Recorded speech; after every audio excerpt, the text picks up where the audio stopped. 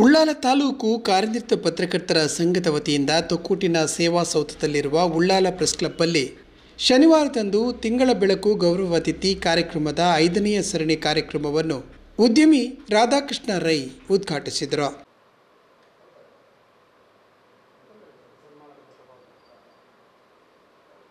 ಸಂಘದ ಉಪಾಧ್ಯಕ್ಷರಾದ ದಿನೇಶ್ ನಾಯಕ್ ಸ್ವಾಗತಿಸಿದರು. ಪ್ರೆಸ್ ಕ್ಲಬ್ ಉಳ್ಳಾಲದ ವತಿಯಿಂದ ನಡೆಯುವ ತಿಂಗಳ ಬೆಳಕು ಗೌರವ ಅತಿಥಿ ಕಾರ್ಯಕ್ರಮಕ್ಕೆ ತಮ್ಮೆಲ್ಲರನ್ನು ಸ್ವಾಗತಿಸುತ್ತಿದ್ದೇನೆ. ಈ ಕಾರ್ಯಕ್ರಮಕ್ಕೆ ದೀಪ ಬೆಳಗಿಸಲು ಬಂದಿರುವಂತಹ ನಮ್ಮ ಖ್ಯಾತ ಉದ್ಯಮಿ ರಾಧಾಕೃಷ್ಣ ರೈ ಉಮಿಯಾ ಅವರನ್ನು ಕಾರ್ಯಕ್ರಮಕ್ಕೆ ಹೃತ್ಪೂರ್ವಕವಾಗಿ ಸ್ವಾಗತಿಸಿದ್ದಾನೆ. ಬಂಧುಗಳೇ, ಸಮಾಜದಲ್ಲಿ ಖಾಲಿ ಹಣ ಮಾಡಿದರೆ ಸಾಕಾಗಲ್ಲ. ಆ ಹಣವನ್ನು ಸದ್ಬಳಕೆ ಮಾಡಬೇಕು. ಸಮಾಜದ ಒಂದು ದೀನ ದಲಿತರಿಗೆ ಒಂದು ಸದ್ವಿನಿಯೋಗ ಮಾಡುವ ಆ ಒಂದು ಗುಣ ಎಲ್ಲರಿಗೂ ಬರುವುದಿಲ್ಲ. ನಾನು ರಾಧಾಕೃಷ್ಣ ರೈ ಉಮಿಯಾ ಅವರ ಆಪ್ತನಲ್ಲರೂ ಸಹ ಅವರ ಕಾರ್ಯಚಟುವಟಿಕೆಯನ್ನೆಲ್ಲ ಗಮನಿಸ್ತಿರ್ತೇನೆ. ಹಾಗೆ ಅವರಿಗೆ ದೇವರು ಇನ್ನಷ್ಟು ಅವರಿಗೆ ಆ ಒಂದು ದೀನ ದಲಿತರ ಒಂದು ಸೇವೆಯನ್ನು ಮಾಡುವಂತಹ ಶಕ್ತಿ ಕೊಡಲಿ. ನಮ್ಮ ಕಾರ್ಯಕ್ರಮಕ್ಕೆ ಅವರನ್ನು ಹೃತ್ಪೂರ್ವಕವಾಗಿ ಮತ್ತೊಮ್ಮೆ ಸ್ವಾಗತಿಸಿದ್ದೇನೆ. ಹಾಗೆ ನಮ್ಮ ಈ ದಿನದ ಸಾಧಕರಾಗಿ ಬಂದಿರುವಂತಹ ಕುಮಾರಿ ತನ್ವಿಯವರು KMCಯಲ್ಲಿ ಮೆಡಿಕಲ್ ಸೀಟ್, ಒಂದು ಬಡತನ ಅನ್ನೋದು ಶಾಪ ಅಲ್ಲಂತೆ. ಬಡತನ ಇದ್ದರೂ ಸಹ ಒಂದು ಉತ್ತಮ ಕಲಿಕೆಯಲ್ಲಿ ಸಾಧನೆ ಮಾಡಿದಂತಹ ತನ್ವಿಯವರನ್ನು ಅವರ ಬಗ್ಗೆ ವರದಿಯನ್ನು ಹೇಳಲಿಕ್ಕಿದ್ದಾರೆ. ಅವರನ್ನು ಈ ಕಾರ್ಯಕ್ರಮಕ್ಕೆ ನಾನು ಹೃತ್ಪೂರ್ವಕವಾಗಿ ಸ್ವಾಗತಿಸುತ್ತಿದ್ದೇನೆ. ಹಾಗೆ ಸಣ್ಣ ಪ್ರಾಯದಲ್ಲೇ ಮುಳುಗು ತಜ್ಞನಾಗಿದ್ದಾರೆ ನಮ್ಮ ಹ್ಯಾಡ್ರಿಯನ್ ವೇಗಸ್. ಮೊನ್ನೆ ಅವರನ್ನು ಪಂಡಿತೋತ್ಸವ ವೇದಿಕೆಯಲ್ಲಿ ಸಹ ನೋಡಿದೆ. ಅವನಿಗೆ ಸನ್ಮಾನ ಇತ್ತು ವಿಜಯ ಗೇಮ್ಸ್ ಟೀಮ್. ಬಹಳ ಒಂದು ಖುಷಿ ಆಗ್ತದೆ. ಇಷ್ಟು ಚಿಕ್ಕ ಪ್ರಾಯದಲ್ಲಿ ನಮಗೆ ಇನ್ನೂ ಸಹ ಈಜೆ ಗೊತ್ತಿಲ್ಲ. ನಾವು ನೀರಲ್ಲಿ ಬಿದ್ದರೆ ಸಾಯಲೇಬೇಕು ಹೊರತು ನಮಗೆ ಈಜು ಸಹ ಗೊತ್ತಿಲ್ಲ. ಈ ಚಿಕ್ಕ ಪ್ರಾಯದಲ್ಲಿ ಇಂತಹ ಒಂದು ಪೋರ ಸಾಧನೆ ಮಾಡಿರೋದು ನಿಜಕ್ಕೂ ಗ್ರೇಟ್. ಇನ್ನೂ ಸಹ ಅವನಿಗೆ ಉಜ್ವಲ ಭವಿಷ್ಯ ಇದೆ. ಸಾಕಷ್ಟು ಏಜ್ ಇದೆ ಅವರಿಗೆ. ದೊಡ್ಡ ಸಾಧನೆ ಮಾಡಲಿ. ಅವರ ಬಗ್ಗೆ ಸಹ ಹೇಳಲಿಕ್ಕಿದ್ದಾರೆ. ಹ್ಯಾಡ್ರಿಯನ್ ವೇಗಸ್ ಅವರಿಗೆ ಕಾರ್ಯಕ್ರಮಕ್ಕೆ ಸ್ವಾಗತಿಸ್ತಿದ್ದೇನೆ. ಅಂತ ನಮ್ಮ ಈ ಕಾರ್ಯಕ್ರಮದ ಬೆನ್ನೆಲುಬು ಪ್ರಧಾನ ಕಾರ್ಯದರ್ಶಿ, ನಮ್ಮ ಸಂಘದ ಉಳ್ಳಾಲ ತಾಲೂಕು ಪತ್ರಕರ್ತರ ಸಂಘದ ಪ್ರಧಾನ ಕಾರ್ಯದರ್ಶಿ ಶಶಿಧರ್ ಪೊಯ್ಯತ್ ಬೈಲವರು. ನಮ್ಮ ಸಂಘಕ್ಕೆ ಒಂದು ಆದಾಯ ಬೇಕು. ಸಂಘ ಯಾವ್ದು ಸಹ ನಡೆಯಬೇಕಾದ್ರೆ ಅದಕ್ಕೆ ಒಂದು ಮೂಲ ಆದಾಯ ಬೇಕು. ಪಾಪ ಅವರೇ ಎಲ್ಲ ಒಂದು ಇಂಥ ದೊಡ್ಡ ದೊಡ್ಡ ಜನರದೆಲ್ಲ ಪರಿಚಯ ಇರುವುದು ಅವರಿಗೆ. ಎಲ್ಲರನ್ನೊಂದು ಕರೆದು ಒಂದು ಕಾರ್ಯಕ್ರಮ ಮಾಡ್ತಾ ಇರ್ತಾರೆ. ಈ ಚಟುವಟಿಕೆಯನ್ನು ನಿರಂತರವಾಗಿ ಇಡಿಸ್ತಿದ್ದಾರೆ. ಅವರನ್ನು ಈ ಕಾರ್ಯಕ್ರಮಕ್ಕೆ ಹೃತ್ಪೂರ್ವಕವಾಗಿ ಸ್ವಾಗತಿಸುತ್ತೇನೆ. ನನ್ನ ಆಪ್ತರಾದಂಥ ಸಂಘದ ಅಧ್ಯಕ್ಷರು ವಸಂತ್ ಎನ್ ಕೊಣಾಜಿ ಅವರಿಗೂ ಕಾರ್ಯಕ್ರಮಕ್ಕೆ ಹೃತ್ಪೂರ್ವಕವಾಗಿ ಸ್ವಾಗತಿಸುತ್ತೇನೆ. ಮತ್ತೆ ನೀವೆಲ್ಲರೂ ನನ್ನ ಸಹಪಾಠಿಗಳು ಇದ್ದೀರಿ. ನಿಮಗೂ ಕಾರ್ಯಕ್ರಮಕ್ಕೆ ಹೃತ್ಪೂರ್ವಕವಾಗಿ ಸ್ವಾಗತಿಸ್ತಾ, ತಿಂಗಳ ಬೆಳಕು ಕಾರ್ಯಕ್ರಮದಲ್ಲಿ ಇವರೆಗೆ ನಾವು ಕಡಲ್ಕೊರೆತದ ಬಗ್ಗೆ ಬಹಳಷ್ಟು ಸಾಧನೆಯನ್ನು ಅಧ್ಯಯನವನ್ನು ಮಾಡಿರುವಂತಹ ದೊಡ್ಡ ನಾರಾಯಣಸ್ವಾಮಿ ಬೆಂಗಳೂರು ಇವರನ್ನು ಗೌರವಿಸಿದ್ದೇವೆ. ಮೂಡ ಅಧ್ಯಕ್ಷರಾಗಿರುವ ನಮ್ಮ ಊರಿನವರೇ ಆಗಿರುವಂತಹ ಸದಾಶಿವ ಉಳ್ಳಾಲ್ ಅವರನ್ನು ಗೌರವಿಸಿದ್ದೇವೆ. ಹಾಗೆ ಕರ್ನಾಟಕ ಗೇರು ಅಭಿವೃದ್ಧಿ ನಿಗಮದ ಅಧ್ಯಕ್ಷೆ ನಮ್ಮ ಊರಿನವರೇ ಆಗಿರುವಂತಹ ಶ್ರೀಮತಿ ಮಮತಾ ಗಟ್ಟಿ ಅವರನ್ನು ಗೌರವಿಸಿದ್ದೇವೆ. ಕಳೆದ ತಿಂಗಳು ಯೋಗ ಸಾಧಕರಾದಂತಹ ಕುಶಾಲಪ್ಪ ಗೌಡ ಅವರನ್ನು ಗೌರವಿಸಿದ್ದೇವೆ. ಇವತ್ತಿನ ಈ ಕಾರ್ಯಕ್ರಮದಲ್ಲಿ ಒಬ್ಬರು ಶೈಕ್ಷಣಿಕ ಸಾಧಕಿ ತನ್ವಿ ಮತ್ತು ಒಬ್ಬರು ಈಜು ಕ್ಷೇತ್ರದ ಸಾಧಕ ಹ್ಯಾಡ್ರಿಯನ್ ವೇಗಸ್ ಅವರನ್ನು ಕೂಡ ಗೌರವಿಸುವುದಕ್ಕಿದ್ದೇವೆ. ಬಳಿಕ ಮಾತನಾಡಿದವರು, ಸಮಾಜದ ಅಂಕುಡೊಂಕುಗಳ ಬಗ್ಗೆ ಮಾಧ್ಯಮಗಳಲ್ಲಿ ವರದಿ ಮಾಡಿ ತಿದ್ದುವುದರ ಜೊತೆಗೆ ಸಮಾಜಮುಖಿ ಕಾರ್ಯಗಳಲ್ಲೂ ತೊಡಗಿಸಿಕೊಳ್ಳುತ್ತಿರುವ ಉಳ್ಳಾಲದ ಉತ್ಸಾಹಿ ಪತ್ರಕರ್ತರಿಂದ ಇನ್ನಷ್ಟು ಅರ್ಥಪೂರ್ಣ ಕಾರ್ಯಕ್ರಮಗಳು ನಡೆಯಲಿ ಎಂದರು. ಪ್ರತಿಭಾನ್ವಿತ ವಿದ್ಯಾರ್ಥಿಗಳೇ, ಸಮಾಜದ ಆಗು ಹೋಗುಗಳ ಬಗ್ಗೆ ಬಹಳ ಅರ್ಥವತ್ತಾಗಿ ಸಮಾಜದ ಜನರಿಗೆ ತಿಳಿಸುವಂತಹ ವ್ಯವಸ್ಥೆಯನ್ನು ಉಳ್ಳಾಲ ಪ್ರೆಸ್ ಕ್ಲಬ್ ಮಾಡ್ತಾ ಇದೆ. ಅದೇ ರೀತಿ ಸಾಧಕರಿಗೆ ಸಾಧಕರನ್ನು ಒಂದು ಗುರುತಿಸುವಂತಹ ಕೆಲಸವನ್ನು ಈ ಕ್ಲಬ್ ಮಾಡ್ತಾ ಇದೆ. ಸಮಾಜದ ಆಗುಹೋಗುಗಳಲ್ಲಿ ಸಮಾಜದ ಎಲ್ಲ ವಿಷಯಗಳನ್ನು, ಸಮಾಜದ ಕಟ್ಟಕಡೆಯ ವ್ಯಕ್ತಿಗಳ ಸಮಸ್ಯೆಗಳನ್ನು ನಮ್ಮ ಜನಪ್ರತಿನಿಧಿಗಳಿಗೆ ಮುಟ್ಟುವಂಥ ವ್ಯವಸ್ಥೆಯನ್ನು ಕೂಡ ಈ ಸಂಸ್ಥೆ, ಈ ಉಳ್ಳಾಲ ಪ್ರೆಸ್ ಕ್ಲಬ್ ಮಾಡ್ತಾ ಇದೆ. ನಮಗೆ ಬಹಳ ಹೆಮ್ಮೆ ಆಗ್ತಾ ಇದೆ. ಎಲ್ಲ ನಮ್ಮ ಒಂದು ಯುವ ತಂಡ ಈ ಪ್ರೆಸ್ ಕ್ಲಬ್ಬಿನಲ್ಲಿ ಬಹಳ ಸಮಾನ ಮನಸ್ಕರು, ಎಲ್ಲರೂ ಒಂದೇ ರೀತಿಯ ಮನಸ್ಸಿನವರಿದ್ದರೆ ಈ ಕಾರ್ಯಕ್ರಮ ಯಶಸ್ವಿಯಾಗಿ ನಡೆಯುವುದಕ್ಕೆ ಏನೂ ಸಮಸ್ಯೆ ಇಲ್ಲ ಅಂತ ಕೆಲಸವನ್ನು ಇವರು ಮಾಡ್ತಾ ಇದ್ದಾರೆ. ನಮ್ಮಲ್ಲಿ ಊರಿನಲ್ಲಿ ಯಾವುದೇ ಸಮಸ್ಯೆ ಇರಲಿ, ಒಂದು ಇತ್ತೀಚೆಗೆ ನಮ್ಮ ಮುಡಿಪಿಂದ ಇರಾ ಮಾರ್ಗದಲ್ಲಿ ಬಹಳ ಸಮಸ್ಯೆಯಲ್ಲಿ ಸಾಧಾರಣ ಒಂದು 5-6 ವರ್ಷ ನಾವು ಓಡಾಡ್ತಾ ಇದ್ದೀವಿ. ಅಂಥ ಸಮಯದಲ್ಲಿ ನಮಗೆ ಸ್ಪಂದನೆ ಕೊಟ್ಟವರು ಈ ಉಳ್ಳಾಲ ಪ್ರೆಸ್ ಕ್ಲಬ್ಬಿನ ನಮ್ಮ ಶಶಿಧರ್ ಆಗಲಿ, ವಸಂತಣ್ಣ ಆಗಲಿ, ಹಾಗೆ ನಮ್ಮ ಅನ್ಸಾರ್, ಇವರನ್ನು ಈಗ ನಾನು ನೆನಪಿಸಲೇಬೇಕು, ಇವತ್ತು ಅವರು ಬಂದಿಲ್ಲ ಕಾಣ್ತದೆ, ಪುಂಡಿಕಾಯಿ, ಇವರೆಲ್ಲ ನಮಗೆ ಬೆನ್ನೆಲುಬಾಗಿ ನಿಂತು ನಮ್ಮ ಕೆಲಸವನ್ನು ಬಹಳ ಯಶಸ್ವಿಯಾಗಿ ನಡೆಸಲು ತುಂಬ ಸಹಕಾರ ಕೊಟ್ಟಿದ್ದಾರೆ. ಅದಕ್ಕೆ ಈ ಸಂದರ್ಭದಲ್ಲಿ ನಾನು ಅವರನ್ನು ಅಭಿನಂದಿಸ್ತಾ ಇದ್ದೇನೆ. ಅದೇ ರೀತಿ ಪ್ರತಿಭೆಗಳನ್ನು ಗುರುತಿಸುವುದು ಬಹಳ ಒಳ್ಳೆಯ ಕೆಲಸ, ನನ್ನ ಬಹಳ ನೆಚ್ಚಿನ ಕೆಲಸ. ಸಮಾಜದಲ್ಲಿ ಯಾರ್ದಾದರೂ ಸಾಧನೆ ಮಾಡಿದರೆ ಅವರನ್ನು ಗುರುತಿಸಿ ಅವರನ್ನು ಹುರಿದುಂಬಿಸಿದರೆ ಸಮಾಜಕ್ಕೆ ಮುಂದಿನ ದಿನಗಳಲ್ಲಿ ಇನ್ನೂ ಅವರನ್ನು ಹೆಚ್ಚಿನ ಕೆಲಸಗಳಿಗೆ ಪ್ರೇರೇಪಿಸುವಂತಾಗ್ತದೆ. ಅಂಥ ಕೆಲಸಗಳನ್ನು ನೀವು ಮಾಡ್ತಾ ಇದ್ದೀರಾ. ಅದೇ ರೀತಿ ಇವತ್ತು 2 ಪುಟಾಣಿಗಳು, ಒಂದು ಹ್ಯಾಂಡ್ರಿ ವೇಗಸ್ ಈಜು ಕಲಿಕೆಯಲ್ಲಿ ಬಹಳ ಮುಂದಿದ್ದಾನೆ. ಸಮಾಜದಲ್ಲಿ ವಿದ್ಯೆ ಮಾತ್ರ ಮುಖ್ಯವಲ್ಲ, ಅದರ ಒಟ್ಟಿಗೆ ಇತರ ಸಾಧನೆಗಳನ್ನು ಮಾಡಿದರೆ ಸಮಾಜ ಗುರುತಿಸಲಿಕ್ಕೆ ಇದೇ ಕಾರಣ. ಈ ಹುಡುಗನ ಭವಿಷ್ಯ ಮುಂದೆ ಒಳ್ಳೆಯದಾಗಲಿ ಎಂದು ಹೇಳುತ್ತಾ ಇವನನ್ನು ನಾನು ಈ ಸಂದರ್ಭದಲ್ಲಿ ಅಭಿನಂದಿಸ್ತಾ ಇದ್ದೇನೆ. ಕಂಗ್ರ್ಯಾಚುಲೇಷನ್.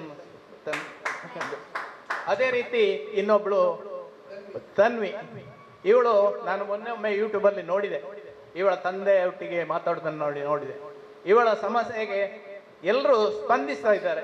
ಇವಳ ವಿದ್ಯೆ ಇನ್ನಷ್ಟು ಮೆಡಿಕಲ್ ಕಾಲೇಜಲ್ಲಿ ಇವಳು ನಮ್ಮ ಶಶಿಧರ್ ಹೇಳಿದಾಗೆ ಇವಳು ಇನ್ನೂ ಮೆಡಿಸಿನ್ ವಿಭಾಗ ಆಗಲಿ ಅಥವಾ ಇನ್ನೂ ಯಾವುದೇ ಇವಳ ಇಚ್ಛೆ ಉಂಟಾ ಆ ಇದರಲ್ಲಿ ಅವಳು ತೆರಗಡೆ ಆಗಲಿ, ಮುಂದೆ ಇವಳ ಯಶಸ್ವಿ ಆಗಲಿ, ಇವಳ ವಿದ್ಯೆ ಇನ್ನಷ್ಟು ಮುಂದೆ ಹೋಗಿ ಈ ಮೆಡಿಕಲ್ ಕಾಲೇಜಲ್ಲಿ ಅವಳು ಉತ್ತೀರ್ಣಲಾಗಿ ಮೆಡಿಕಲ್ ಸೀಟಲ್ಲಿ ಅವಳಿಗೆ ಹೇಗೂ ಸಿಕ್ಕಿದೆ. ಮುಂದಿನ ದಿನಗಳಲ್ಲಿ ಅವಳು ಒಂದು ಉತ್ತಮ ಡಾಕ್ಟರ್ ಆಗಿ ಸಮಾಜಕ್ಕೆ ಇವಳಿಂದ ಸೇವೆ ನಡೆಯಲಿ ಎಂದು ಹೇಳುತ್ತಾ, ನೀಟ್ ಪರೀಕ್ಷೆಯಲ್ಲಿ 720ರಲ್ಲಿ 647 ಅಂದರೆ ಆಲ್ ಇಂಡಿಯಾ ರ್ಯಾಂಕ್ 28,782 ಅಂಕ ಗಳಿಸಿ ಮಂಗಳೂರು KMCಯಲ್ಲಿ MBBS ಮೆರಿಟ್ ಸೀಟು ಗಿಟ್ಟಿಸಿದ ಕೊಣಾಜೆ ಗ್ರಾಮದ ಪ್ರತಿಭಾನ್ವಿತ ವಿದ್ಯಾರ್ಥಿನಿ ತನ್ವಿ ಮುಟ್ಟಿಂಜ ಮತ್ತು ಎಳೆಯ ವಯಸ್ಸಿನಲ್ಲೇ ಈಜು ಕ್ರೀಡೆಯಲ್ಲಿ ನೋಬೆಲ್ ವರ್ಲ್ಡ್ ರೆಕಾರ್ಡ್ ಮಾಡಿರುವ ಈಜುಪಟು ಹ್ಯಾಡ್ರಿಯನ್ ವೇಗಸ್ ಅವರುಗಳನ್ನು ಉದ್ಯಮಿ ರಾಧಾಕೃಷ್ಣ ರೈ ಉಮಿಯಾ ಹಾಗೂ ಅತಿಥಿಗಳು ಗೌರವಿಸಿದ್ರು. ಮತ್ತೋರ್ವ ಸಾಧಕಿಯಾಗಿರುವಂತಹ ನಮ್ಮ ಶಿಕ್ಷಣ ಕ್ಷೇತ್ರದ ಸಾಧಕಿ ತನ್ವಿ ಅವರ ಒಂದಷ್ಟು ಸಾಧನೆಯ ಹೆಜ್ಜೆ ಗುರುತನ್ನ ನಿಮ್ಮ ಮುಂದೆ ಇಡಲು ಇಷ್ಟಪಡ್ತೇನೆ. ಬಡವರ ಮಕ್ಕಳಿಗೆ ವೈದ್ಯಕೀಯ ಶಿಕ್ಷಣ ದೂರದ ಮಾತು ಅಂತಾರೆ. ಕೋಟಿ ಇದ್ದವರಷ್ಟೇ ಡಾಕ್ಟರ್ಗಳಾಗ್ತಾರೆ ಎನ್ನೋದು ಪದೇ ಪದೇ ಈ ದೇಶದಲ್ಲೇ ಸಾಬೀತಾಗ್ತಾ ಇದೆ. ಈ ಮಧ್ಯೆ ಅಲ್ಲೊಂದು ಇಲ್ಲೊಂದು ಬಡ ಮಕ್ಕಳು ಕೂಡ MBBS ಶಿಕ್ಷಣದ ಕನಸು ಕಂಡು ಬಿಳಿ ಕೋಟ್ ಧರಿಸಿ ವೈದ್ಯರಾಗಿ ಸೇವೆ ಸಲ್ಲಿಸಿದ ಉದಾಹರಣೆಗಳು ನಮ್ಮಲ್ಲಿದೆ. ಇದೀಗ ಅಂತಹದೇ ಸಾಲಿನಲ್ಲಿ ನಿಲ್ಲುವಂತಹ ಮತ್ತೊಂದು ಹೆಸರು ಉಳ್ಳಾಲ ತಾಲೂಕಿನ ಕೊಣಾಜೆ ಗ್ರಾಮದ ತನ್ವಿಯವರದು. ಕಷ್ಟದಲ್ಲೇ ಬದುಕು ಕಟ್ಟಿದಂತಹ ವಿದ್ಯಾರ್ಥಿನಿಯೊಬ್ಬರು ಮಂಗಳೂರಿನ ಪ್ರತಿಷ್ಠಿತ ಮೆಡಿಕಲ್ ಕಾಲೇಜಿನಲ್ಲಿ ಸೀಟನ್ನ ಪಡೆದು ಡಾಕ್ಟರ್ ಆಗುವಂತ ಹೆಜ್ಜೆಯನ್ನ ಇಟ್ಟಿದ್ದಾರೆ. ಕೊಣಾಜೆಯ ಮುಟ್ಟಿಂಚ ನಿವಾಸಿ ಪದ್ಮನಾಭ ಬಂಗೇರ ಹಾಗೂ ನಿರಜಾ ಅವರ ಪುತ್ರಿ ತನ್ವಿ ಛಲದಿಂದಲೇ ಸೆಣಸಾಡಿ MBBS ಸೀಟು ಪಡೆದಂತಹ ವಿದ್ಯಾರ್ಥಿನಿ. ತನ್ವಿ ತಾಯಿ ಖಾಸಗಿ ಏಜೆನ್ಸಿಯಲ್ಲಿ ಅಕೌಂಟೆಂಟ್ ಆಗಿದ್ದಾರೆ. ತಂದೆ ಮೇಸ್ತ್ರಿ ಕೆಲಸ ಮಾಡಿ ಬದುಕನ್ನ ಕಟ್ಟಿಕೊಂಡವರು. ಈ ಕುಟುಂಬ ಆರ್ಥಿಕವಾಗಿ ಸದೃಢವಾಗಿಲ್ಲವಾದ್ರೂ ಮಗಳಿಗೆ ಚೆನ್ನಾಗಿ ಕಲಿಸಬೇಕು ಎಂಬ ಅದಮ್ಯ ಆಸೆಯನ್ನ ಹೊಂದಿದವರು. ತನ್ವಿ SSLCಯಲ್ಲಿ 613 ಅಂಕ, ಹಾಗೆಯೇ PUCಯಲ್ಲಿ 575 ಅಂಕ ಪಡೆದು ವೈದ್ಯೆಯಾಗುವ ಕನಸನ್ನ ಕಂಡಿದ್ರು. ಮಗಳು ವೈದ್ಯೆಯಾಗಬೇಕು ಎಂಬುದು ಪೋಷಕರ ಕನಸು ಕೂಡ ಆಗಿತ್ತು. ಆದರೆ ಲಕ್ಷಗಟ್ಟಲೆ ಶುಲ್ಕ ಪಾವತಿಸಿ MBBS ಓದುವುದು ಅವರಿಗೆ ಅಸಾಧ್ಯವಾದಂತಹ ಕೆಲಸ. ಈ ನಡುವೆ ಕಳೆದ ವರ್ಷದ ನೀಟ್ ಪರೀಕ್ಷೆಯಲ್ಲಿ ಈಕೆ 720ಕ್ಕೆ 457 ಅಂಕಗಳನ್ನು ಗಳಿಸಿ 1,55,670 ರ್ಯಾಂಕ್ ನ ಪಡೆದಿದ್ದಾರೆ. ಲಕ್ಷಾಂತರ ಶುಲ್ಕವನ್ನ ಪಾವತಿಸಬೇಕಾಗಿತ್ತು. ಈ ವೇಳೆ ಪೋಷಕರು ತನ್ವಿಗೆ ನರ್ಸಿಂಗ್ ಓದುವುದೇ ಸೂಕ್ತ ಎಂದು ನಿರ್ಧರಿಸಿದರು. ಆದ್ರೆ ವೈದ್ಯರಾಗುವಂತಹ ಕನಸಿನಿಂದ ಆ ಹುಡುಗಿ ಮಾತ್ರ ಹಿಂದೆ ಸರಿಲಿಲ್ಲ. ಅಷ್ಟರಲ್ಲಿ ನಾನೇಕ ನೀಟ್ ಓದಿ ಮತ್ತೆ MBBS ಸೀಟು ಪಡೆಯಬಾರದು ಎಂದು ಹಠಕ್ಕೆ ಬಿದ್ದಿದ್ದಾರೆ. ಮಂಗಳೂರಿನಲ್ಲಿ MBBS ಸೀಟು ಪಡೆಯಬೇಕೆಂದು ಹಠಕ್ಕೆ ಬಿದ್ದು ಎನೋಪಯದಲ್ಲಿ ಉಚಿತ ಕೋಚಿಂಗ್ ಪಡೆದು ಈ ವರ್ಷ ನೀಟ್ನಲ್ಲಿ 720ರಲ್ಲಿ 647 ಅಂದ್ರೆ 28,782 ಆಲ್ ಇಂಡಿಯಾ ರ್ಯಾಂಕ್ ಅನ್ನು ಗಳಿಸಿದ್ದಾರೆ. ಮಂಗಳೂರು KMCಯಲ್ಲಿ MBBS ಸೀಟು ಪಡೆದು ವಿದ್ಯಾರ್ಥಿಗಳಿಗೆ ಮಾದರಿ ಎನಿಸಿದ್ದಾರೆ. ಗುರು ಬೆಳದಿಂಗಳು ಫೌಂಡೇಶನ್ ಕುದ್ರೋಳಿ ತನ್ವಿಯ ಮುಂದಿನ ಶಿಕ್ಷಣದ ಸಂಪೂರ್ಣ ಜವಾಬ್ದಾರಿಯನ್ನ ವಹಿಸಿಕೊಂಡಿದೆ.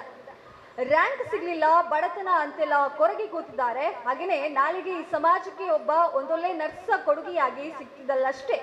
ಆದ್ರೆ ತನ್ವಿಯ ಹಠದ ಕಾರಣಕ್ಕೆ ಆಕೆಯ ಹೆಚ್ಚೆ ವೈದ್ಯೆಯಾಗುವತ್ತ ಸಾಗಿದೆ. ಇನ್ನು ಮಗಳನ್ನ ಹೇಗಾದ್ರೂ ಮಾಡಿ ಡಾಕ್ಟರ್ ಮಾಡಲೇಬೇಕು ಎಂಬ ಕನಸು ಕಂಡಿದ್ದಂತಹ ತಂದೆ ಸಾಲ ಮಾಡಿಯಾದ್ರೂ ಸೀಟ್ ಪಡೆಯೋಣ ಅಂತೆಲ್ಲ ಯೋಚಿಸಿದ್ರಂತೆ. ಕೊನೆಗೆ ನರ್ಸಿಂಗ್ನತ್ಲೂ ಚಿತ್ರ ಹರಿಸಿದ್ದಾರೆ. ಆದ್ರೆ ಮಗಳು ಮಾತ್ರ ನೀಟ್ ಬರೆದು ಪೋಷಕರಿಗೆ ಕಷ್ಟ ಕೊಡದೆ MBBS ಮೆಟ್ಟಿಲನ್ನ ಹತ್ತಿದ್ದಾರೆ. ಇನ್ನು ಸಾಧನೆ ಬಗ್ಗೆ ಹೇಳುವ ತನ್ವಿ, ಬಡತನ ಇದ್ರು ಶ್ರೀಮಂತಿಕೆ ಇದ್ರು ಕಷ್ಟಪಟ್ಟರೆ ಫಲ ಸಿಕ್ಕೇ ಸಿಗುತ್ತೆ. ಎಲ್ಲರತ್ತ ಮಗಳು ಡಾಕ್ಟರ್ ಆಗ್ತಾಳೆ ಎನ್ನುವಾಗ ಅಪ್ಪ ಅಮ್ಮನ ಮುಖದಲ್ಲಿ ಖುಷಿಯನ್ನ ಕಾಣ್ತಾರೆ. ಲಕ್ಷ ಫೀಸ್ ಕಟ್ಟದೆಯೂ ನೀಟ್ ಪರೀಕ್ಷೆ ಬರೆದು ರ್ಯಾಂಕ್ ಅನ್ನ ಪಡೆದ್ರೆ ಸೀಟ್ ಸಿಗುತ್ತೆ ಅನ್ನೋ ಬಗ್ಗೆ ಗೊತ್ತಿತ್ತು. ಕೆಲವೊಮ್ಮೆ ರಾತ್ರಿ 1 ಗಂಟೆಯ ತನಕ ಓದ್ತಿದ್ದೆ, ಒಮ್ಮೊಮ್ಮೆ ಬೆಳಿಗ್ಗೆ ಬೇಗ ಎದ್ದು ಓದ್ತಾ ಇದ್ದೆ. ಜಾಸ್ತಿಯಾಗಿ ರಾತ್ರಿಯೇ ಹೆಚ್ಚು ಅವಧಿ ಕುಳಿತು ಓದ್ತಿದ್ದೆ. ಒಟ್ಟಾರೆ ಡಾಕ್ಟರ್ ಆಗಲು ಶ್ರೀಮಂತಿಕೆ ಬೇಡ, ಶ್ರಮ ಬೇಕು. ಯಾರೇ ಆದ್ರೂ ಪ್ರಯತ್ನ ಪಟ್ರೆ ಡಾಕ್ಟರ್ ಕೂಡ ಆಗಬಹುದು. ನಾನು ಕೂಡ ಡಾಕ್ಟರ್ ಆಗ್ತೇನೆ ಎಂತಾರೆ. ತನ್ವಿಯವರು ವೈದ್ಯರಾಗಿ ಸದಾ ವೈದ್ಯಕೀಯ ಕ್ಷೇತ್ರದಲ್ಲಿ ಉತ್ತುಂಗ ಸ್ಥಾನವನ್ನ ಏರಲಿ ಅನ್ನೋದು ನಮ್ಮೆಲ್ಲರ ಆಶಯ. ನೀವು MBBS ಅಲ್ಲಿ ಉನ್ನತ ಶ್ರೇಣಿಯಲ್ಲಿ ಉತ್ತೀರ್ಣರಾಗಬೇಕು ಮತ್ತು ಒಬ್ಬರು ಒಳ್ಳೆ MD ಆಗಿ ನೀವು ಜನರಲ್ ಮೆಡಿಸಿನ್ ಇರ್ಬೋದು ಅಥವಾ ಡರ್ಮೆಟಾಲಜಿ ಇರ್ಬೋದು, ಅಂಥ ಸ್ಥಾನಕ್ಕೆ ಹೋಗುವಂತಹ ರ್ಯಾಂಕನ್ನು ನೀವು ನೀಟ್ UGಯಲ್ಲಿ ಪಡೆಯಬೇಕು ಅಂತ ಆಶಿಸ್ತಾ ಇದ್ದೇವೆ. ಈಗ ಅವರಿಗೆ ಒಂದು ಗೌರವ. ನಮ್ಮ ಜಯಂತ್ ಸಂಕೊಳಿಗೆ ಅವರು ಬನ್ನಿ, ಕೊಡಿ ಸರ್, ಇಡೀ ಅದರಲ್ಲಿ ಶುದ್ಧ ಜೇನಿದೆ. ತನ್ವಿ ಬೆಳಿಗ್ಗೆ ಯಾವಾಗಲೂ 5:30 ಗಂಟೆಗೆ ಇದ್ದು 6:30 ಗಂಟೆಗೆ ಹೋಗ್ಲಿಕ್ಕೆ ಇರ್ತದೆ. ದೋಸೆಗೆ ಜೇನು ಹಾಕುವಾಗ ನಮ್ಮ ನೆನಪಾಗಲಿ. ಉಳ್ಳಾಲ ತಾಲೂಕು ಪತ್ರಕರ್ತ ಸಂಘದ ತಿಂಗಳ ಬೆಳಕು ಗೌರವ ಅತಿಥಿ ಕಾರ್ಯಕ್ರಮದ 4ನೇ ಸರಣಿ ಕಾರ್ಯಕ್ರಮಕ್ಕೆ ಆಗಮಿಸಿದ ಎಳೆಯ ವಯಸ್ಸಿನಲ್ಲೇ ಅಪೂರ್ವ ಸಾಧನೆಯನ್ನ ಮಾಡಿದಂತಹ ಪ್ರತಿಭೆ ಆಡ್ರಿಯನ್ ವೇಗಸ್ ಅವರ ಒಂದಷ್ಟು ಸಾಧನೆಯ ಹೆಜ್ಜೆ ಗುರುತನ್ನ ನಿಮ್ಮ ಮುಂದೆ ಇಡಲು ಇಷ್ಟಪಡ್ತೇನೆ.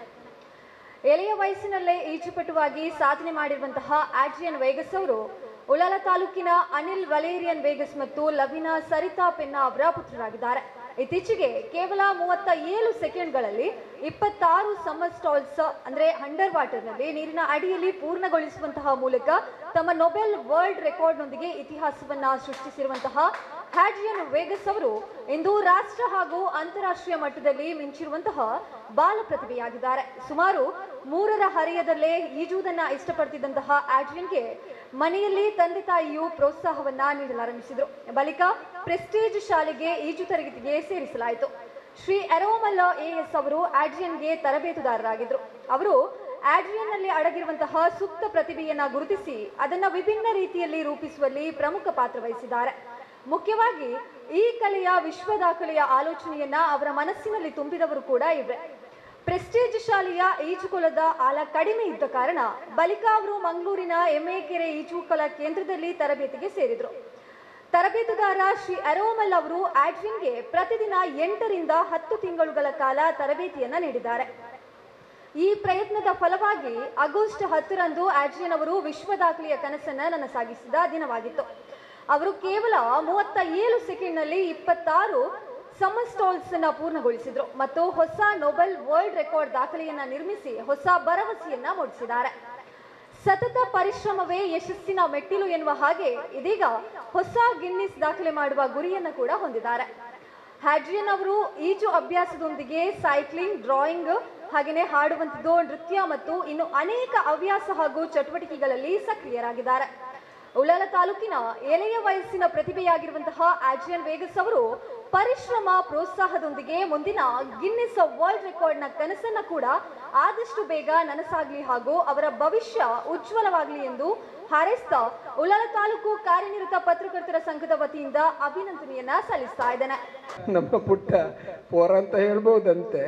ಸೊ ಇವನ ಸಾಧನೆ ನಾವೆಲ್ಲ ದಿನೇಶ್ ಹೇಳಿದಾಗೆ ನಮಗೆ ಒಂದು 2 ನಿಮಿಷ ಈಜು ಕಷ್ಟ ಬಾಬಾ, ಅವರಿಗೆ ಗೊತ್ತಿಲ್ಲ ಹೇಳಿದ್ರು, ನಿಮ್ಗೆ ಗೊತ್ತಿದೆ 2 ನಿಮಿಷ ಕಷ್ಟ, ಅಂಥದ್ರಲ್ಲಿ 26 ಡೈವ್ ಮಾಡೋದು ಅಂತ ಹೇಳಿದರೆ ಜೀವನದಲ್ಲಿ ನೀನು ಎಲ್ಲ ಈಜಿ ಆಯಿತು ಅಂತ ಅರ್ಥ. ನಾವು ಇನ್ನೂ ಈಜ್ತಾ ಇದ್ದೇವೆ. ಬನ್ನಿ, ಆರಿಫ್ ಅವರು ಗೌರವಿಸ್ತಾರೆ. ಈಗ ನೋಬಲ್, ಮುಂದಕ್ಕೆ ಗಿನ್ನೆಸ್, ಜೊತೆಗೆ ವಿಶ್ವಮಟ್ಟದ ಇನ್ನಷ್ಟು ಸಾಧನೆಗಳಿಂದ ಆಗಲಿ ಅಂತ ಆಶಿಸ್ತೇವೆ. ಈಗ ಆಸಿಫ್ ಅವರು ಅವರಿಗೆ ಹಾರ ಹಾಕ್ತಾರೆ. ಅವರದು ಒಂದೇ ಊರು ಮತ್ತು ಫಲಪುಷ್ಪವನ್ನು ಸುಷ್ಮಿತಾ ಕೊಡಿ ಬನ್ನಿ. ಸ್ಮರಣಿಕೆಯನ್ನು ಬಶೀರ್ ಅವರು ನೀಡ್ತಾರೆ. ಮೇಲಿಡಬಿಟ್ಟು ಈಗ ಅವರ ಹೆತ್ತವರು ವೇದಿಕೆಗೆ ಬರಬೇಕು. ಉದ್ಯಮಿ ರಾಧಾಕೃಷ್ಣ ರೈ ಉಮಿಯಾ ಅವರನ್ನು ಕೂಡ ಈ ಸಂದರ್ಭ ಉಳ್ಳಾಲ ಪ್ರೆಸ್ ಕ್ಲಬ್ ವತಿಯಿಂದ ಸನ್ಮಾನಿಸಿ ಗೌರವಿಸಲಾಯಿತು.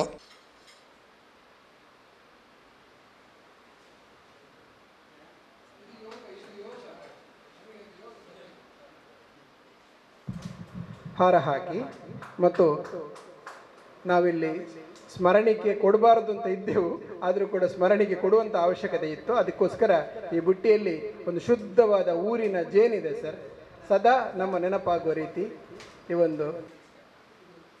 ಸನ್ಮಾನ ಸ್ವೀಕರಿಸಿದ ಪ್ರತಿಭಾನ್ವಿತ ವಿದ್ಯಾರ್ಥಿನಿ ತನ್ವಿ ಮಾತನಾಡುತ್ತಾ, ಇಷ್ಟಪಟ್ಟು ಓದಿದರೆ ವಿದ್ಯೆ ಎಂದಿಗೂ ಕಷ್ಟಕರ ಅಲ್ಲ, ಓದುವ ವಾತಾವರಣ ಶಾಂತವಾಗಿರಬೇಕಷ್ಟೇ, ಓದುವ ಆಸೆ ಛಲ ಇದ್ದರೆ ಅಂಕ ತೆಗೆಯುವುದು ಬಹಳ ಸುಲಭ ಎಂದಳು. 1 ವರ್ಷ ಡ್ರಾಪ್ ತಗೊಂಡು ಓದಿದೆ, ಆದರೆ ಗೊತ್ತಿರಲಿಲ್ಲ ಇಷ್ಟು ಮಾರ್ಕ್ಸ್ ಸಿಗ್ತದೆ ಅಂತ. ಆದರೆ ಓದಿದ್ದಕ್ಕೆ ಒಂದೊಳ್ಳೆ ಫಲ ಅಂತ ಹೇಳ್ತೇನೆ. ಅಪ್ಪ ಮತ್ತು ಅಮ್ಮ ತುಂಬ ಹೆಲ್ಪ್ ಮಾಡಿದ್ದಾರೆ, ನನಗೆ ಸಪೋರ್ಟ್ ಕೂಡ ಮಾಡಿದ್ದಾರೆ. ಅದಲ್ಲದೆ ತುಂಬ ಸಲ ನನ್ನ ಕೈಲಿ ಆಗೋದಿಲ್ಲ ಅಂತ ಹೇಳಿದಾಗ ಅವರೇ ನನಗೆ ಮೋಟಿವೇಟ್ ಎಲ್ಲ ಮಾಡಿದ್ದಾರೆ. ಅದಕ್ಕಾಗಿ ಅವ್ರಿಗೂ ತುಂಬ ಥ್ಯಾಂಕ್ಸ್ ಅಂತ ಹೇಳ್ತೇನೆ ಇಲ್ಲಿ.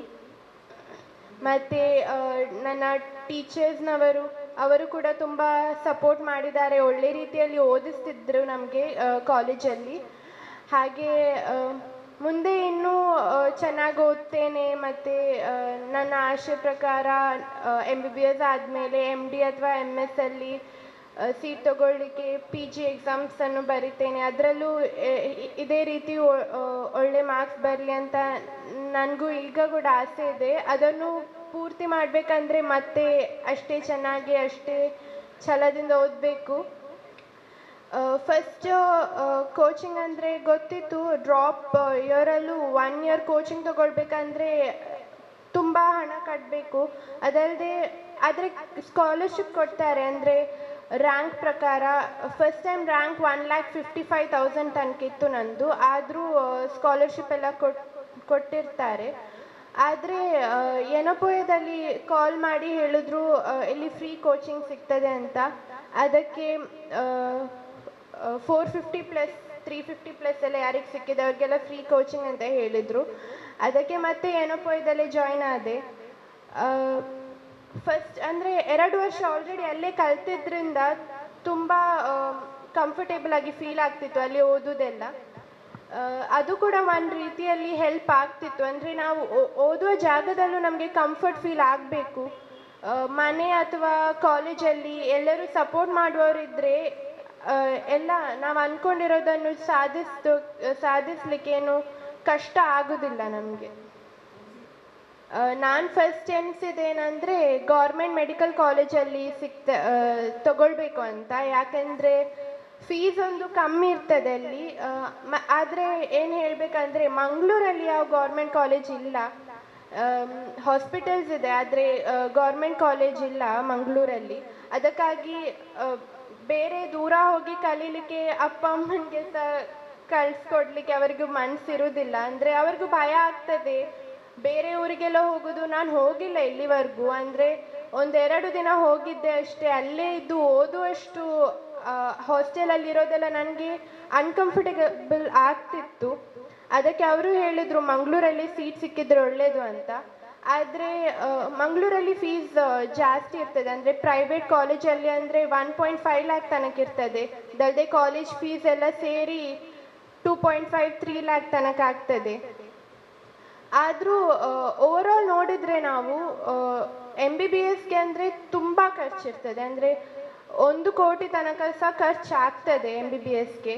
ಹಾಗಿರುವಾಗ ಜಸ್ಟ್ ಪರ್ ಇಯರ್ 2.5 ಲ್ಯಾಕ್ ಅಂದರೆ ಅದು ಒಳ್ಳೆಯದೆ. ಅಂದರೆ ನಮ್ಮ ಕೈಲಿ ಒಮ್ಮೆಲೆ 2.5 ಲ್ಯಾಕ್ ಕಟ್ಟೋದಂದರೆ ಕಷ್ಟವೇ. ಆದರೂ ಹೆಲ್ಪ್ ಮಾಡುವವರೆಲ್ಲ ಇದ್ದರೆ ಒಳ್ಳೇದು ನಮಗೆ. ಕೌನ್ಸಿಲಿಂಗಲ್ಲೂ ಅಷ್ಟೇ, ನಾನು ಫಸ್ಟ್ ಆಪ್ಷನ್ ಹಾಕಿದ್ದೆ KMC. KMC ಸಿಕ್ಕಿದ್ದು ತುಂಬ ಖುಷಿಯಾಗಿತ್ತು. ಹೆಲ್ಪ್ ಅಂದರೆ ಗುರು ಬೆಳದಿಂಗಲು ಅನ್ನೋ ಒಂದು ಕಮಿಟಿ ಇದೆ. ಅವರು ಹೇಳಿದರು ನಿಮಗೆ ನಾವು ಹೆಲ್ಪ್ ಮಾಡ್ತೇವೆ ಫೀಸ್ ಎಲ್ಲ ಕಟ್ಟಲಿಕ್ಕೆ ಅಂತ.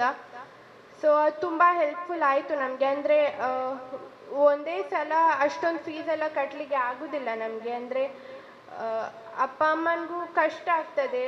ಎಜುಕೇಷನ್ ಲೋನ್ ತಗೊಳ್ಬೇಕು ಅಂತಿದ್ವಿ, ಆದರೆ ಅಷ್ಟರಲ್ಲಿ ಇವರು ಬಂದು ಹೇಳಿದರು ನಿಮ್ಮ ಫುಲ್ ಫೀಸ್ ನಾವೇ ಪೇ ಮಾಡ್ತೇವೆ ಅಂತ. ಅವ್ರಿಗೂ ತುಂಬ ಥ್ಯಾಂಕ್ ಯು ಅಂತ ಹೇಳ್ತೇನೆ. ಈಗ ಅಂದರೆ ಅವ್ರಿಗೂ ತುಂಬ ಖುಷಿ ಆಗ್ತದೆ. ಈಗ ಹಣದೊಂದು ಟೆನ್ಷನ್ ಇತ್ತು, ಈಗ ಅದು ಜಾಸ್ತಿ ಟೆನ್ಷನ್ ಏನಿಲ್ಲ ಅವರಿಗೆ. ಇನ್ನು ನಾನು ಓದಬೇಕು ಅಷ್ಟೇ, ಓದಿ ಅಲ್ಲೂ ಒಳ್ಳೇದು ಮಾಡಿದರೆ ಅವ್ರಿಗೂ ಇನ್ನೂ ಜಾಸ್ತಿ ಖುಷಿ ಆಗ್ತದೆ. ನಾನು ಪ್ರೈಮರಿ ಮತ್ತು ಹೈಸ್ಕೂಲ್ ಸೇಂಟ್ ಜೆರೋಸದಲ್ಲಿ ಮಾಡಿದ್ದು. ತುಂಬ ಒಳ್ಳೆಯ ಶಾಲೆ. ಅವರು ಅಷ್ಟೇ ಓದೋದ್ರಲ್ಲಿ ಯಾವತ್ತೂ ಕಾಂಪ್ರಮೈಸ್ ಮಾಡಲಿಲ್ಲ. ತುಂಬ ಚೆನ್ನಾಗಿ ಕಲಿಸ್ತಾರೆ. ಅದಲ್ಲದೆ ಬೇರೆ ಆ್ಯಕ್ಟಿವಿಟೀಸ್ ಕೂಡ ತುಂಬ ಚೆನ್ನಾಗಿ ಮಾಡ್ತಾರೆ. PUC ಎನೋಪೋಯದಲ್ಲಿ ಕಲಿತೆ, ಅದು ಸೇಮ್. ಸ್ಟಡೀಸ್ ಅಂದರೆ ಎಲ್ಲ ಸ್ಕೂಲ್ ಕಾಲೇಜ್ ಎಲ್ಲ ಸ್ಟ್ರಿಕ್ಟ್ ಆಗಿರ್ತಾರೆ. ಎಲ್ಲರೂ ಹೇಳೋದೇನೆಂದರೆ ಸ್ಟೂಡೆಂಟ್ಸ್ ಚೆನ್ನಾಗಿ ಓದಿದ್ರೆ ಕಾಲೇಜ್ಗೊಂದು ಹೆಸರೇ, ಕಾಲೇಜ್ಗೂ ನಿಮ್ಮಿಂದ ತುಂಬ ಹೆಲ್ಪ್ ಆಗ್ತದೆ ಅಂತ ಹೇಳ್ತೇನೆ.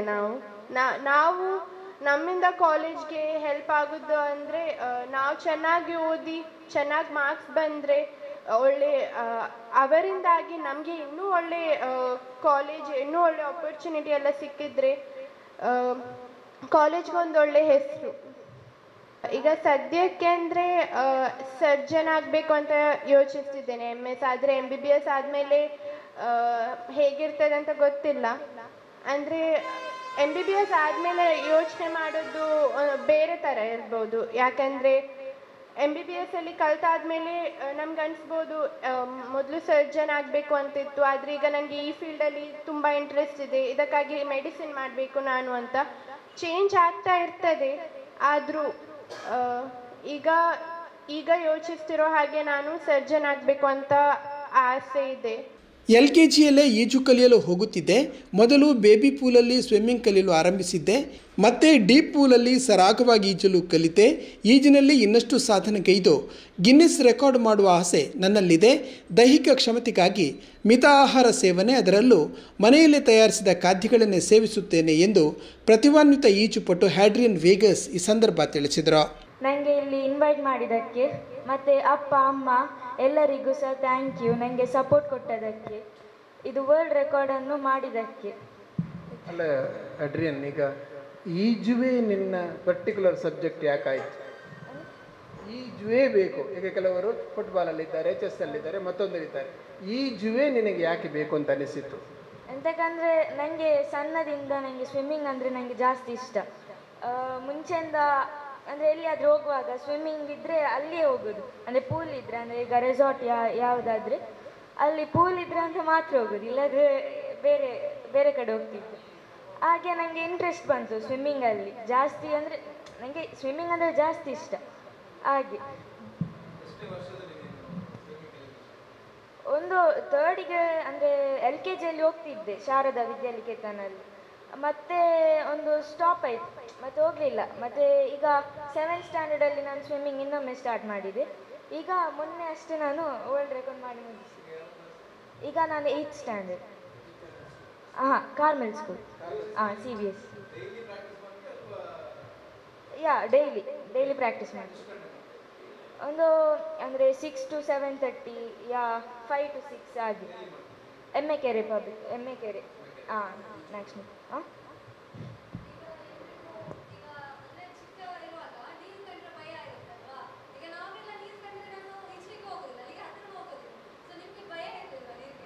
ಇತ್ತು ಭಯ.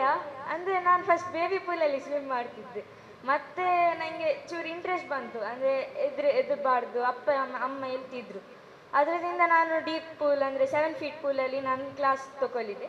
ನನಗೆ ಈಸಿ ಆಯಿತು. ಮತ್ತು ಅದಂದರೆ ಬೇಬಿ ಪೂಲಲ್ಲಿ ಚೂರು ಕಷ್ಟ, ಆ ಡೀಪ್ ಪೂಲಲ್ಲಿ ಈಸಿ ಆಗ್ತದೆ ಸ್ವಿಮ್ ಮಾಡಿ.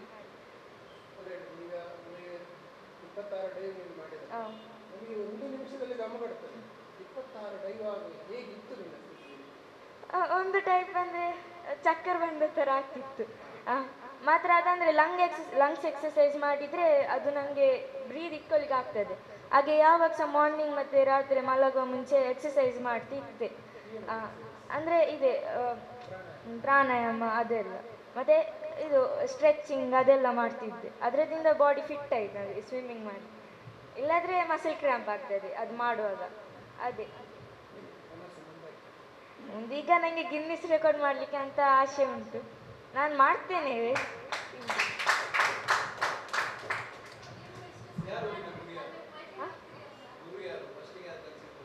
ಅರೋಮಲ್ ಸರ್ ಕೋಚಿಂಗ್.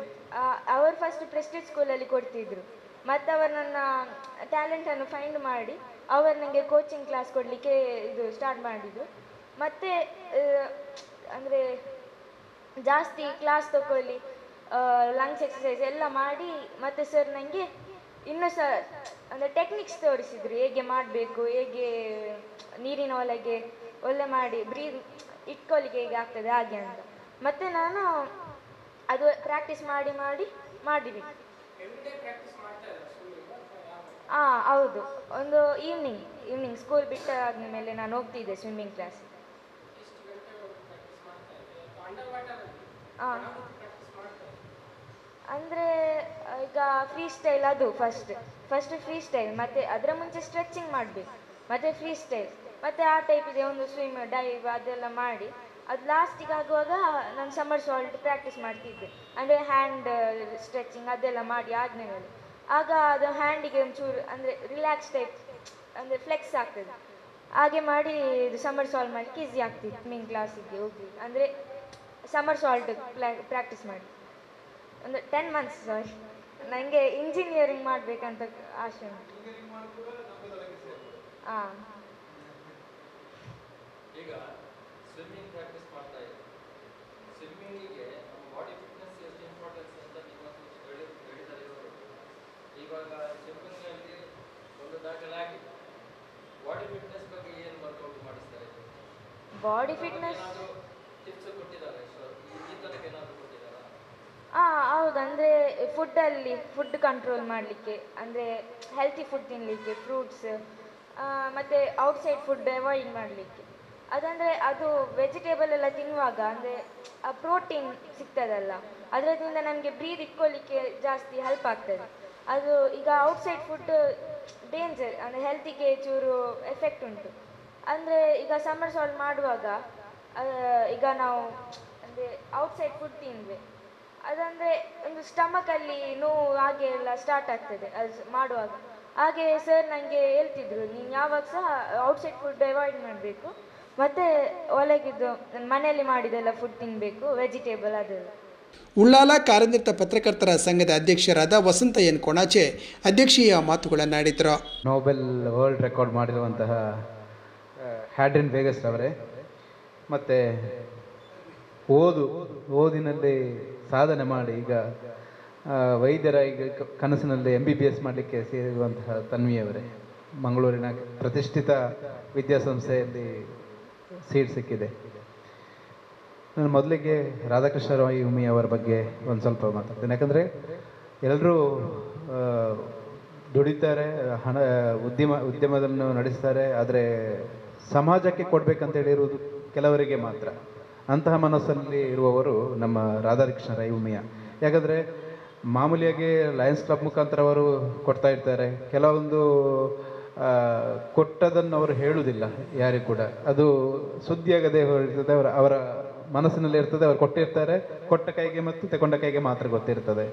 ಆದರೆ ಅದರೊಂದಿಗೆ ಅವರು ಜನಶಿಕ್ಷಣ ಟ್ರಸ್ಟ್ ಅಂತೇಳಿ ಒಂದು ಟ್ರಸ್ಟ್ ಇದೆ, ಅದರ ಮುಖಾಂತರ ಅವರಿಗೆ ಒಂದು ರೀತಿಯಲ್ಲಿ ಬೆನ್ನೆಲುಬಾಗಿ, ಇವರು ಆಗಲಿ ರಮೇಶನವರಾಗಲಿ ಬೆನ್ನೆಲುಬಾಗಿ ನಿಂತ್ಕೊಂಡು ಕಾರ್ಯವನ್ನು ಮಾಡ್ತಾರೆ. ಅದೊಂದು ಸ್ವಚ್ಛತಾ ಕಾರ್ಯ ಆಗಲಿ ಅಥವಾ ಜನರಿಗೆ ಮಾಹಿತಿ ನೀಡುವ, ಈಗ ಕೊಡುವುದಕ್ಕಿಂತಲೂ ಮುಖ್ಯವಾಗಿ ಬೇಕಿದ್ದದ್ದು ಜನರಿಗೆ ಮಾಹಿತಿ, ಅವರಿಗೆ ಮಾರ್ಗದರ್ಶನ.